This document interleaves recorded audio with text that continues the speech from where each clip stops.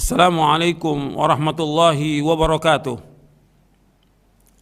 Innal hamdalillah nahmaduhu wa nasta'inuhu wa nastaghfiruh wa na'udzu billahi min shururi anfusina wa min sayyiati a'malina.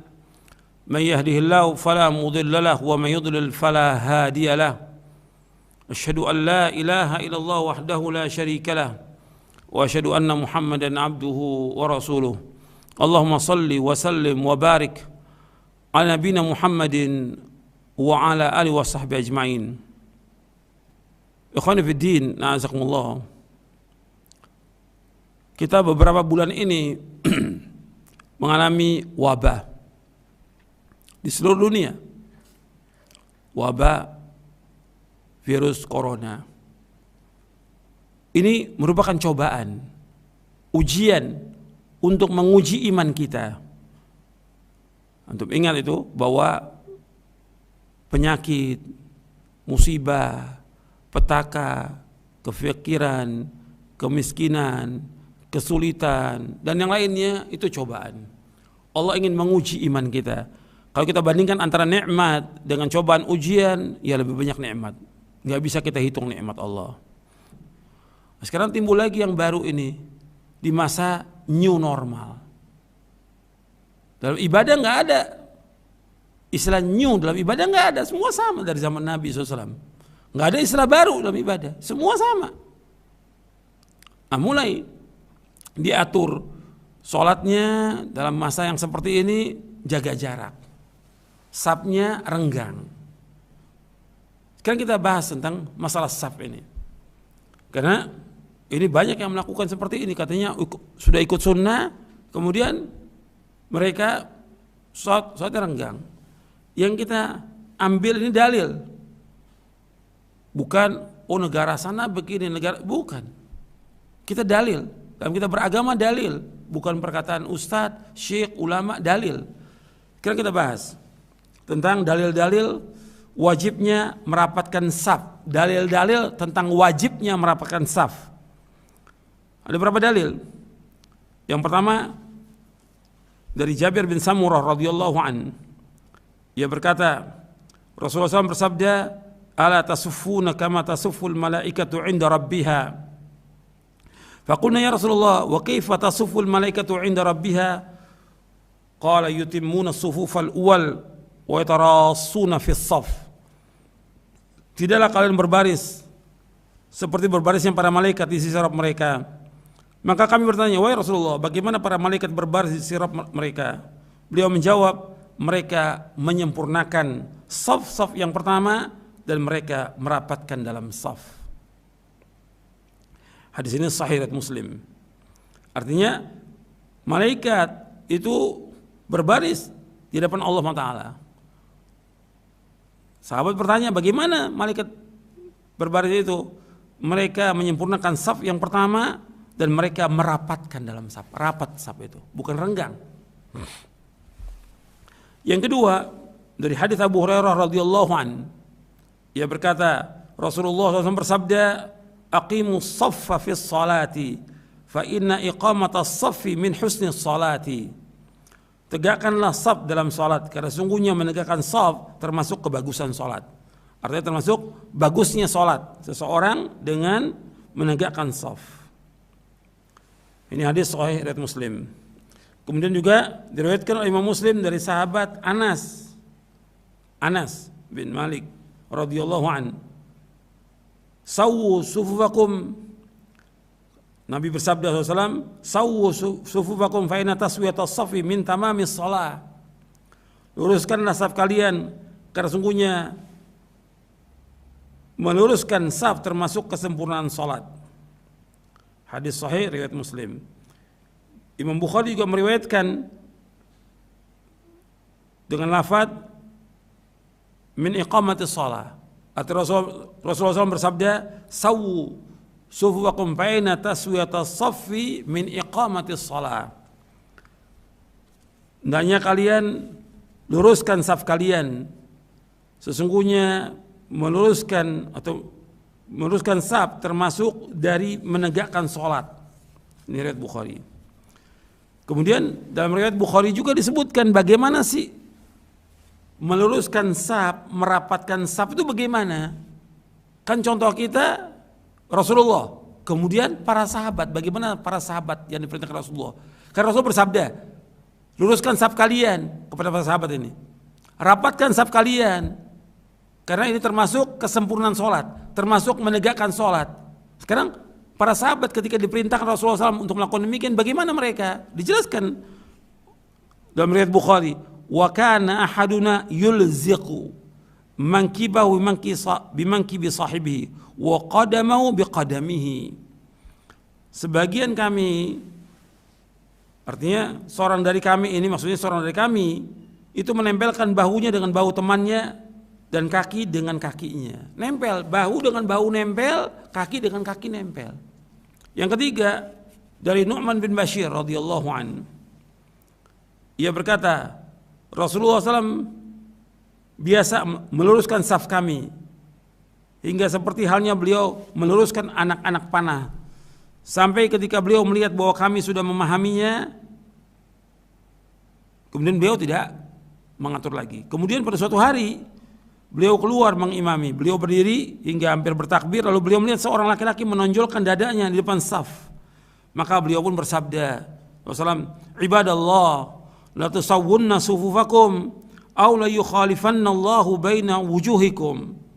Wahai hamba-hamba Allah, sungguh hendaknya kalian meluruskan saf-saf kalian, atau Allah akan menjadikan persisian di antara kalian.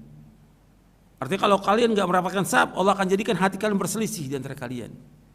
Dengan sebab tidak merapatkan saf, hati itu akan berselisih di antara manusia ini. Ini hadis diriwayatkan oleh Bukhari dan Muslim. Kemudian di dalam Sunan Abu Daud, diriwayatkan dalam Sunan Abu Daud dari sahabat Nu'man radhiyallahu an, Rasulullah SAW menghadap kepada kami dengan wajah beliau. Beliau bersabda, aqimu sufakum, aqimu sufakum, aqimu sufakum 3 kali. Wallahi la tuqimunna sufakum aw la yukhalifannallahu baina qulubikum. Tegakkan saf kalian, tegakkan saf kalian 3 kali beliau ucapkan. Demi Allah, sungguh kalian menegakkan saf-saf kalian atau Allah akan menjadikan hati kalian berselisih. Artinya kalau tidak menegakkan saf, hati ini akan berselisih. Kemudian Nu'man radhiyallahu mengatakan, maka saya melihat seorang menempelkan pundaknya ke pundak temannya, lututnya juga ke lututnya, demikian juga kakinya. Jadi nempel itu, satu dengan satu yang lainnya nempel. Jadi Nu'man menyebutkan, fara'aitu rajula yulziqu mankibahu bimanki sahibihi wa rukbatahu bi rukbati sahibi wa ka'bahu bi ka'bihi. Aku melihat seseorang menempelkan pundaknya dengan pundak temannya, lututnya dengan lutut temannya, dan mata kakinya dengan mata kaki temannya. Ini hadis sahih diriwayatkan oleh Imam Abu Daud. Kemudian yang keempat, hadis yang keempat dari Anas radhiyallahu an. Anas berkata, iqamat telah dikumandangkan, maka Rasulullah SAW menghadap kepada kami dengan wajah beliau. Beliau bersabda SAW, aqimu sufakum wa tarasu fa inni arakum min wara'i dhahri. Nabi SAW bersabda, tegakkanlah saf kalian dan rapatkanlah, sungguh aku melihat kalian dari belakang punggungku. Hadis sahih riwayat Bukhari. Artinya ini termasuk keutamaan Nabi, kekhususan Nabi. Artinya Nabi kalau sholat itu, Nabi bisa melihat orang di belakangnya itu rapat atau tidak. Ini khusus untuk Nabi. Karena aku melihat kalian dari belakang punggungku, kata Nabi. Fa ini arakum min wara'i dhahri. Aku melihat kalian dari belakang punggungku. Kemudian yang kelima, hadis yang kelima dari Anas juga radhiyallahu an, Nabi bersabda SAW, russu sufufakum wa qaribu bainaha wahadhu bil a'naq fawalladhi nafsi biyadi ini la ara syaitana yadkhulu min khal saffi ka'anal hadhaf. Rapatkanlah saf-saf kalian, rapatkan saf kalian, dekatkan antara saf dan sejajarkan antara leher. Demi zat yang jiwaku di tangannya, sungguh aku melihat setan masuk dari celah-celah saf seolah-olah dia hazaf. Maksudnya hazaf ini anak kambing hitam yang kecil. Anak kambing kecil yang berwarna hitam. Ini diriwayatkan oleh Imam Abu Daud. Artinya Nabi menyebutkan SAW, rapatkan saf kalian, mendekat, jangan menjauh, jangan renggang. Gitu. Demi Allah aku melihat setan tuh masuk di celah-celah saf itu. Itu kalau sedikit renggangnya. Sekarang renggangnya 0,5 meter, bahkan ada yang 1 meter renggangnya. Ini berapa setan yang masuk nih?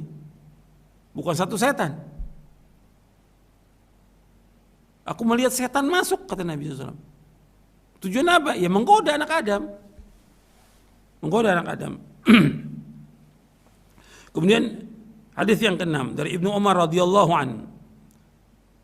Kata Ibnu Umar radhiyallahu anhuma, ia berkata, Nabi SAW bersabda, aqimu sufufa wa hadhu bainal manakibi wa sudul khalal walinu bi'aidi ikhwanikum wa la tadharu furujatin lisyaitan wa man wasala saffan wasalahu Allah wa man qata'a saffan qata'ahu Allah. Tegakkanlah saf-saf kalian, sejajarkanlah di antara pundak-pundak kalian, tutuplah celah-celah, lembutlah terhadap tangan saudara kalian, jangan tinggalkan celah-celah untuk setan. Barang siapa menyambung saf, niscaya Allah akan menyambungnya, dan barang siapa yang memotong saf, maka Allah akan memotongnya. Hadis ini sahih diriwayatkan oleh Imam Abu Daud. Nanti bisa dilihat dalam Sahih Sunan Abi Daud. Nabi sini SAW menyuruh untuk tegakkan saf kalian. Kemudian hendaknya kalian sejajarkan pundak itu, mendekat, tutup celah-celah. Artinya antara satu orang dengan orang lain itu sekarang ada celah, rapatkan. Karena sahabat merapatkan pundaknya mereka, sahabat merapatkan kaki mereka, mata kaki dengan mata kaki temannya itu rapat, nggak ada celah. Kata Nabi, tutup celah-celah dan berlaku lemah lembut dengan tangan saudara kalian. Artinya kalian ketika merapatkan saf itu merapatkan pelan-pelan gitu, jangan kasar. Gitu. Atau di antara kita umpamanya ada celah saf yang kosong, maka yang masuk itu berlaku lemah lembut kepada temannya, supaya dikasih renggang sedikit supaya masuk dia. Artinya saf, ada renggang sedikit, maka ini kosong, ini harus diisi. Nah kita masuk, tapi berlaku lemah lembut. Jangan kalian tinggalkan celah-celah untuk setan. Artinya nggak boleh saf itu renggang, nggak boleh tinggalkan buat setan. Barang siapa yang menyambung saf, Allah akan sambung, dan barang siapa yang memutuskan saf, maka Allah akan putuskan dia. Ini diriwayatkan oleh Imam Abu Daud. Ikhwan fillah, azakumullah. Ini tentang hukum merapatkan saf. Para ulama menjelaskan tentang wajibnya. Para ulama menjelaskan bahwa merapatkan saf itu wajib hukumnya. Disebutkan oleh Imam An-Nawawi dan juga sebutkan juga oleh Imam Mubarakfuri. Kata Imam Mubarakfuri ketika beliau menjelaskan tentang rapatnya saf, kata beliau di dalam kitabnya Mir'atul Mafatih Syarah Mishkatul Masabi, perkataan Anas, kata Imam Barakfuri, wa qawlu Anas wa kana aduna yulziqu mankibahu bimankibi sahibihi ila akhirih, kullu dhalika yadullu dilatan wadihatan ala anna al-murada bi iqamati as-saf wa taswiyati innama huwa i'tidalul qa'imina ala samtin wahidin wa sadul khalal wal furaj fi as-saf bi ilzaqil mankib bil mankib wal qadam bil qadam ala anna as-sahabata fi zamanihi sallallahu alaihi wasallam kanu yaf'aluna dhalik wa anna al-amala bi ras as-saf wa ilzaqil qadam bil qadam وسد الخلل كان في صدر أول من الصحابة ومن تبعهم ثم تهاون الناس به. Perkataan Anas, sebagian kami, artinya seorang dari kami menempelkan bahunya dengan bahu temannya dan seterusnya, semua itu menunjukkan dengan penunjukan yang jelas bahwa yang dimaksud dengan menegakkan saf, meluruskan saf merapatkan saf, artinya lurus orang yang berdiri dalamnya dengan satu sifat, menutup celah yang ada saf dengan menempelkan pundak dengan pundak dan kaki dengan kaki, dan menunjukkan bahwa para sahabat radhiyallahu anhum ajma'in pada zaman Nabi SAW melakukan hal tersebut, bahwa amalan berupa merapatkan saf, menempelkan kaki dengan kaki dan menutup celah ada pada generasi awal dari kalangan para sahabat radhiyallahu anhum ajma'in, dan orang-orang mengikuti mereka. Kemudian setelah itu manusia meremehkan masalah ini sampai sekarang. Dalam kitab Mir'atul Mafatih Syarah Miskatil Masabi yang ditulis oleh Ubaidullah Ar-Rahmani Al-Mubarakfuri. Kemudian dijelaskan oleh Imam Asy-Syaukani dalam kitabnya Al-Autar. Kata beliau bahwa kalimat luruskan saf, rapatkan saf menunjukkan apa? Wajib. Wajib. Bahwa ini wajib, hukumnya wajib. Berarti kalau dia meninggalkan, berdosa dia. Berdosa. Kemudian juga Syekhul Islam pendapatnya demikian. Begitu juga Syekh Muhammad bin Shalih Al-Utsaimin rahimahullah juga pendapatnya demikian. Jadi pendapat para ulama tentang saf yang renggang, sebagian ulama menyebutkan bahwa orang yang safnya renggang itu sholatnya sah tapi dia berdosa. Tapi sebagian mengatakan sholatnya tidak sah. Mereka mengambil tidak sahnya dari apa? Dari hadis Nabi. Nabi bersabda SAW, la sholata limunfaridin khalfas saf. Tidak sah sholat bagi seorang yang sendirian di belakang saf. Jadi saf udah rapat nih. Kemudian saf pertama rapat. Ada orang datang sendirian. Dia udah berusaha untuk masuk di dalam saf, tapi udah rapat safnya. Dia sendirian. Kata Nabi, la sholata limunfaridin khalfas saf. Enggak sah sholat.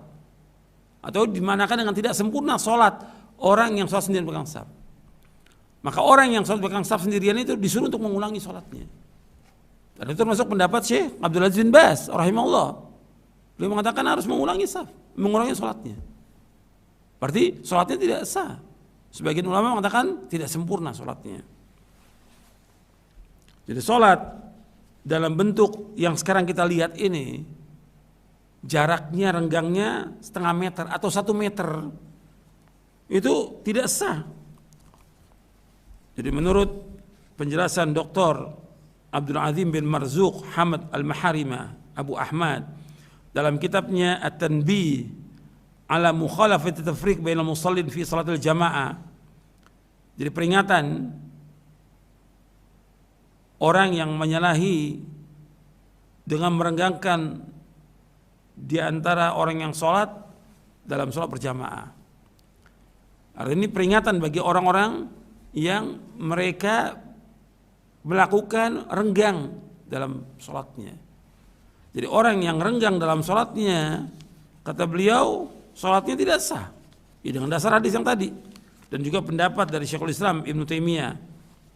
Jadi hukum tentang berjarak, hukum tentang saf renggang, menurut sebagian ulama tidak sah. Dan penulis kitab ini, Syekh Abdul Azim Al-Maharimah, mengatakan bahwa sholat dengan bentuk yang kita saksikan dengan membiarkan adanya jarak tidak kurang dari 1 meter di antara orang yang sholat, sholatnya tidak sah. Karena ini termasuk perbuatan yang baru. Beliau membawa dalil man amila amalan laisa alaihi amruna fa raddun, yang diriwayatkan oleh Imam Muslim, barang siapa mengamalkan satu amal yang enggak ada contoh dari kami tertolak. Dan juga beliau membawakan hadis Nabi SAW dalam riwayat Bukhari Muslim, man ahdatsa fi amrina hadza ma laisa min fa raddun. Barang siapa mengadakan satu perkara yang baru dalam agama, dalam urusan agama kami yang enggak ada contohnya, maka tertolak. Jadi beliau menyebutkan demikian, bahwa sholatnya tidak sah. Dan juga ada pendapat dari Majduddin Ibnu Taimiyah. Beliau menyebutkan sebagian sahabat kami mensyaratkan tentang wajibnya untuk merapatkan saf. Dan orang yang berdiri di sebagian kiri imam dan ada jarak di antaranya, bahkan bisa diisi oleh 3 orang, maka salatnya tidak sah. Jadi ini ikhwan fillah azakumullah, tentang masalah merenggangkan saf ini, penjelasan dari dalil yang saya bawakan, dalil hadis Nabi. Saya bawakan tadi kurang lebih ada 6 dalil, 6 hadis dengan beberapa tambahan, bahwa wajib merapatkan saf. Ketika dia tidak merapatkan saf, imam yang pertama sholatnya sah tapi tidak sempurna, dia berdosa, atau pendapat yang kedua tidak sah sholatnya. Jadi kita rapatkan saf. Anehnya lagi, kenapa dia menegakkan saf? Ada apa? Menular, takut terkena penyakit. Kenapa sebelum sholat dia duduk bareng? Sebelum sholat nih duduk bareng, ngobrol sama-sama. Itu nggak takut dia.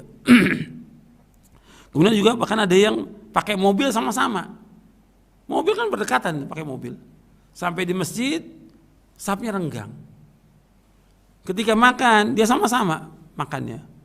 Berhadapan ini. Tapi giliran sholat kok renggang. Giliran dia naik bis, giliran dia di pasar, itu nggak renggang. Tapi giliran sholat kenapa renggang? Coba ambil pelajaran, ini ada apa? Kok kenapa sholat yang jadi masalah? Yang awal sudah saya jelaskan tentang berkaitan dengan sholat berjamaah. Kenapa masjid yang larang orang untuk sholat ke masjid? Kenapa nggak dilarang ke pasar? Kenapa nggak dilarang untuk ke kantor? Kenapa nggak dilarang? Kenapa masjid? Ada apa ini? Sekarang begitu juga masalah sholat. Jelas Nabi SAW menyuruh untuk merapatkan saf. Yang kita ikut siapa? Ya Nabi Muhammad SAW. Sahabat memahaminya dan merapatkan saf. Ya kita ikut para sahabat. Karena Allah merintahkan itu dalam Al-Quran. Nah sekarang ada pendapat, ada perkataan ustadz, ada fatwa, ada perkataan syekh. Sekarang kita mau ikut dalil Nabi atau pendapat mereka. Jangan kita lihat, oh kan ada fatwa, bukan fatwa. Sekarang dalilnya ada apa tidak? Merenggang saf. Nabi menyuruh merapatkan saf, kok kita merenggang saf? Yang kita ikut Nabi apa ustadz? Yang kita ikut Nabi SAW atau syekh? Yang kita ikut Nabi SAW atau ulama? Pendapat boleh aja pendapat. Tapi ketika pendapat menyalahi Quran dan Sunnah, yang kita ikut mana? Quran Sunnah. Ketika pendapat menyalahi dalil, kita ikut dalil. Ini agama, ini prinsip dalam kita beragama. Kita nggak lihat besarnya orang. Antum lihat bagaimana Ibnu Abbas menyalahi. Ibnu Abbas mengatakan kalian akan binasa ketika Umar dan Abu Bakar mengatakan tidak ada tamattu. Kata Abu Bakar ada tamattu. Nabi yang suruh. Yang kita ikut Nabi. Ini ijtihad Abu Bakar dan Umar. Ijtihadnya ketika salah nggak boleh diikut. Meskipun dia dijamin dengan masuk surga. Itu nas. Yang kita ikut dalil. Jadi ikhwan fillah, azakumullah, ini penting dalam kita beragama supaya kita nggak bingung. Sekarang semua bingung ini. Kenapa? Nggak ikut dalil. Ada pendapat begini, ada fatwa begini. Ada ya orang juga melihat di video begini. Yang kita ikut dalil Quran dan hadis Nabi yang sahih. Kita akan selamat, akan tenang. Antum sholat renggang itu nggak akan mendapat ketenangan. Tapi begitu antum rapat, nikmat. Insya Allah nggak menular, insya Allah nggak. Antum ditakut-takuti oleh berita, makanya antum jangan nonton berita sudah. Ini teruskan. Semua dibaca, semua akhirnya antum semua serba ketakutan. Antum nih orang yang beriman kepada Allah, jangan takut. Orang beriman yang meramaikan masjid Allah, dia nggak takut kecuali kepada Allah. Karena Allah sebutkan di dalam surah At-Taubah di ayat 18. Innama ya'muru masajidallahi man amana billahi wal yawmil akhir wa aqama as-salata wa ata az-zakah wa lam yakhsha illa Allah fa asa ulaika yakunu minal muhtadin. Ini penting, coba antum baca deh. Ayatnya dalam surah At-Taubah ayat 18. Allah SWT menyebutkan sesungguhnya yang meramaikan masjid Allah itu adalah orang-orang beriman kepada Allah dan beriman kepada yaumul akhir, pada hari kiamat, menegakkan salat, mengeluarkan zakat, dan dia tidak takut kecuali kepada Allah. Maka mereka adalah orang-orang yang mendapatkan petunjuk. Pasti mereka dapat petunjuk. Antum ingat itu. Jangan takut. Kenapa sekarang kita takut kepada wabah? Dan takutnya di masjid lagi. Ketika di pasar, di tempat kerja, di bis, nggak takut dia. Tapi kenapa di masjid? Ini kan ada sesuatu yang nggak beres ini. Antum lihat masjid-masjid yang ada, yang sudah melaksanakan sholat berjamaah. Dari mulai sebelum adanya corona sampai sekarang, alhamdulillah sehat walafiat. Dengan rahmat Allah, dengan izin Allah, dengan karunia Allah, sehat mereka. Bahkan ada masjid di beberapa kota itu yang bersebelahan dengan pasar. Mereka sholat seperti biasa. Dari sebelum adanya wabah sampai ada wabah, kemudian setelah sekarang ini, di masa sekarang ini, mereka tetap alhamdulillah sehat. Yang di pasar sehat, yang di masjid juga sehat. Jadi jangan kita ikut kata orang, jangan. Dalil, kita rapat saf membawa ketenangan. Ketika kita renggang saf, setan masuk menggoda kita. Ketika kita renggang saf, kata Nabi, Allah akan pecah belahkan hati kalian. Allah akan persingkan kalian. Jangan kita merenggangkan saf, akan membuat kita ini pecah belah di antara kita. Dan masih banyak lagi. Dan antum gak akan mendapatkan ketenangan, kehusyuan dalam sholat dengan merenggangkan saf itu. Jadi ini yang saya perlu sampaikan, dan ini sebagai nasihat bagi seluruh kaum muslimin. Saya bawakan dalil keterangan yang kita wajib ikut dalil, bukan kata orang. Ini nas Al-Quran, hadis, dan juga penjelasan para ulama. Mereka suruh untuk mengikuti dalil. Dan antum ingat lagi penjelasan para ulama terdahulu, ketika ada wabah mereka ke masjid. Dan Allah akan melindungi orang-orang yang ke masjid dari wabah.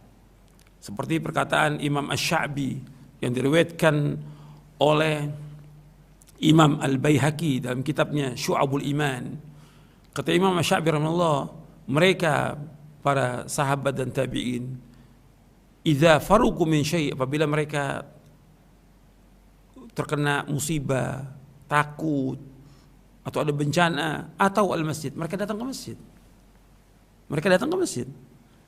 Bahkan juga ada riwayat dari Anas itu bahwa apabila Allah turunkan wabah, maka Allah akan lindungi, Allah akan selamatkan orang-orang yang meramaikan masjid.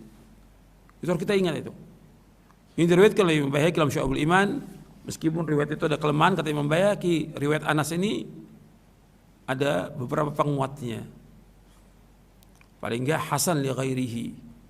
Artinya Allah akan lindungi orang-orang yang beriman, yang ke masjid itu dilindungi dari berbagai macam penyakit.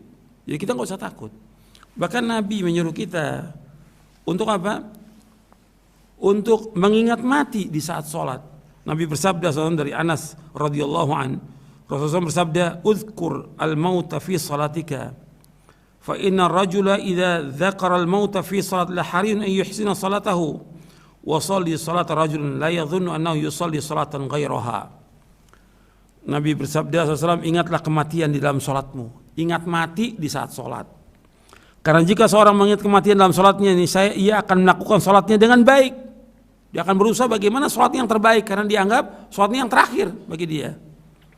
Sholatnya seperti seorang yang dia tidak menyangka bahwa dia akan bisa melakukan sholat lagi. Artinya disuruh Nabi sholat, ingat mati ketika sholat, sehingga dia berusaha bagaimana sholat yang terbaik, karena dia khawatir nggak sholat lagi, karena sholat ini dia akan meninggal dunia. Ini diriwayatkan oleh Imam Dailami dalam Musnad Al-Firdaus, dihasankan oleh Syekh Al-Albani dalam silsilah hadits as-sahihah di juz yang ketiga. Ini yang pertama. Jadi mestinya justru kita harus ingat apa? Ingat mati di saat sholat. Bukan takut mati, justru ingat mati. Dan dalam hadis yang umum, yang sahih, yang diriwayatkan Imam Ahmad Tirmidzi, Nabi bersabda, "Aktsiru dzikra hadhimil ladzat al-maut." Dalam kalian memperbanyak ingat pemotong kelezatan, yaitu mati. Nabi suruh mengingat kematian, bukan takut mati. Orang beriman enggak takut mati. Orang beriman tidak takut mati. Apalagi sholat yang Allah perintahkan. Untuk laki-laki di masjid, jangan takut mati. Oh, kita beriman, Allah pasti akan menjaga kita, melindungi kita. Dan itu perkataan para ulama banyak menjelaskan tentang itu. Tentang masalah pakai masker dalam sholat. Ini juga tidak boleh. Kita sedang menghadap Allah. Kita ini sholat menghadap Allah Rabbul Alamin. Sholat ini menghadap Allah Rabbul Alamin. Maka kita dalam kondisi yang paling baik, kita menghadap Allah, berbaca ayat, kemudian kita berdoa, berzikir, menghadap Allah, Allah di hadapan kita. Maka kita buka.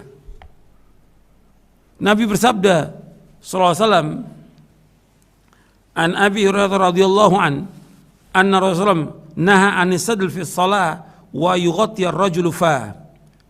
Dari Abu Hurairah radhiyallahu an yang mengatakan Rasulullah SAW melarang sadel dan menutup mulut ketika sholat. Hadis ini hasan, diriwayatkan oleh Imam Abu Daud, Ibnu Khuzaimah, Ibnu Hibban, Al-Hakim, Ibnu Majah, dihasankan oleh Syekh Albani. Jadi kata Imam Syamsul Haq Azim Abadi, kata Imam Al-Khattabi, yang dikatakan sadal menjulurkan pakaian hingga menyentuh tanah. Artinya laki-laki nggak boleh isbal, nggak boleh isbal. Itu dilarang sadal yang pertama. Nabi melarang sadal. Artinya haram hukumnya, nggak boleh orang memakai pakaian isbal. Sarung nggak boleh lewat mata kaki bagi laki-laki. Celana, gamis itu harus di atas mata kaki. Sebab apa sih yang melewati mata kaki? Kata Nabi SAW, tempatin neraka. Ma'asfala minal ka'baini minal izar fa finnar. Apa yang melewati mata kaki ke bawah dari kain itu tempatin neraka. Kemudian yang kedua, Nabi melarang ayughati rajul fa, nggak boleh seorang laki-laki itu menutup dalam sholatnya. Pakai masker nggak boleh, harus buka. Dan juga nggak lama kita sholat ini, nggak lama, paling 5 atau 10 menit. Kenapa pakai masker? Dan insya Allah nggak apa-apa, sehat. Nanti keluar dari masjid kita mau jalan lagi, ya pakai masker nggak ada masalah. Tapi sholat buka. Atau umpamanya sebelum sholat dia pakai masker, waktu sholat dia harus buka. Setelah selesai sholat dia mau pakai masker boleh. Tapi waktu sholat dia harus buka. Ini hadis hasan, diriwayatkan oleh Imam Abu Daud dan yang lainnya. Jadi ikhwan fillah, azakumullah, ini yang seperti ini kita ikuti dalil. Nabi SAW melarang, kita sami'na wa ata'na. Apa yang Nabi perintahkan kita laksanakan, yang Nabi larang kita juga tinggalkan. Nabi melarang kita menutup mulut kita, menutup muka kita, kita jangan tutup. Ini larangan Nabi. Dan kita sedang menghadap Allah SWT. Insya Allah kita akan diberikan kesehatan, dijauhkan kita dari wabah dan yang lainnya. Saya mau tanya kepada antum, apa antum tiap hari ini cuci tangan atau tidak? Mesti antum cuci tangan. Paling tidak kita ini dalam sehari lebih dari 10 kali. Sholat aja sudah 5 kali sholat. Kita cuci tangan, bersih gitu. Sholat. Kemudian ketika kita mau makan, kan kita makan dengan tangan ini paling nggak 3 kali, udah 8 tuh. Belum lagi yang lainnya. Masih kita cuci tangan. Artinya kalau kita lihat umat Islam ini bersih, bersih. Gitu. Kalau yang seperti ini sebenarnya nggak perlu diajarkan kepada umat Islam, udah bersih. Tapi yang perlu diperhatikan di sini, antum ingat ini, ingat dan antum ingat. Kenapa untuk cuci tangan itu kita betul-betul perhatikan? Tapi kita nggak memperhatikan bagaimana kita mencuci hati kita dan diri kita dari perbuatan dosa dan maksiat. Coba antum perhatikan. Kita hanya memperhatikan yang zahir ini, cuci tangan. Tapi kita nggak perhatikan bagaimana kita berbuat dosa kepada Allah. Bagaimana kita membersihkan hati kita dari perbuatan kesombongan, keangkuhan, tidak taat kepada Allah dan Rasulnya, membangkang perintah Allah dan Rasulnya, berbuat dosa dan maksiat. Apa kita nggak perhatikan tuh? Orang beriman, pandangannya tuh jauh orang yang beriman itu. Tidak sekedar yang nyata, cuma cuci tangan.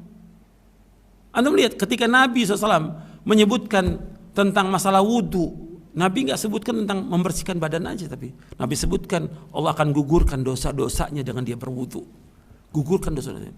Nah kita terus, bukan hanya saat wudhu aja, bagaimana kita membersihkan diri kita dari perbuatan dosa dan maksiat. Ini orang beriman. Dosa kita ini banyak sekali. Sampai kata ulama salaf itu, kalau seandainya dosa kita berbau, nggak ada yang dekat dengan kita. Dosa kita kepada Allah, dosa kita kepada orang tua kita, dosa kita kepada tetangga, dosa kita kepada orang lain, dosa banyak, dosa kita berbuat dosa. Makanya taubat kita kepada Allah atas semua dosa. Adanya bencana, adanya musibah, adanya petaka, adanya kesulitan dengan sebab dosa-dosa kita. Wa ma asabakum min musibatin fa bima kasabat aydikum wa ya'fu an katsir. Apa saja musibah menimpa kalian dengan sebab dosa-dosa kalian, dan Allah banyak memberikan maaf. Di dalam surah Asy-Syura, surah 42 ayat 30. Karena kalau kita banyak dosa, apa kewajiban kita? Ya taubat kepada Allah. Ya ayyuhalladzina amanu tubu ila Allahi taubatan nasuh. Wahai yang beriman, taubatlah kepada Allah dengan taubat yang nasuh. Taubat yang ikhlas, taubat yang jujur. Ini perhatikan, taubat kepada Allah. Kita banyak dosa. Jadi kalau kita lihat disuruh cuci tangan, kenapa enggak kita cuci dosa-dosa kita dengan taubat kepada Allah, dengan kembali kepada Allah, melaksanakan perintahnya, menjauhkan larangannya. Taubat, bersihkan hati kita dari banyak dosa ini. Dosa ketamakan kepada dunia, kesombongan, keangkuhan, membangkang perintah Allah dan Rasulnya, merasa hebat, dan yang lainnya. Ria, dosa-dosa banyak. Tamak kepada dunia, dengki, iri kepada orang.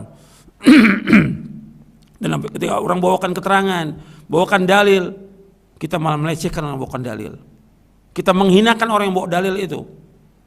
Orang bawakan dalil Quran Sunnah dilecehkan, diejek. Apa bedanya antum dengan orang-orang jahiliyah yang dibawakan dalil mengejek? Ini berarti ada yang nggak beres. Di mana nggak beresnya? Di hatinya yang nggak beres ini. Kotor hatinya, cuci dosa itu dengan taubat kepada Allah. Kita kenapa jaga jarak? Kalau jaga jarak mungkin protokol kesehatan di luar nggak ada masalah. Tapi ketika sholat nggak bisa. Kenapa? Nabi menyuruh SAW untuk rapat dalam sholat. Bukan satu hadis, lebih dari 10 hadis yang menjelaskan tentang wajibnya merapatkan saf dalam sholat. Gak boleh jaga jarak. Mesti berpikir ketika berbicara soal jaga jarak, kita wajib berusaha bagaimana menjaga jarak kita dari perbuatan dosa dan maksiat. Kita berpikir menjaga jarak, jangan sampai kita mendekat kepada apa? Kepada perbuatan dosa dan maksiat. Kita berpikir menjaga jarak dengan siapa? Dengan teman-teman yang jahat. Jaga jarak dengan siapa? Jaga jarak dengan tokoh-tokoh dari ahlul bid'ah yang mengajak manusia kepada kesyirikan dan bid'ah. Jaga jarak dengan mereka. Maka Nabi bersabda SAW berkaitan dengan masalah teman, itu punya pengaruh. Itu jaga jarak dengan teman-teman yang jahat. Kata Nabi, la tusahib illa mu'minan wa la ya'kul ta'amaka illa taqiyun. Janganlah kalian bersahabat kecuali yang beriman saja. Dan jangan makan menggunakan orang yang bertakwa. Jangan bergaul dengan orang-orang yang tidak baik. Jaga jarak dengan mereka. Betul, tapi bukan dalam sholat jaga jarak.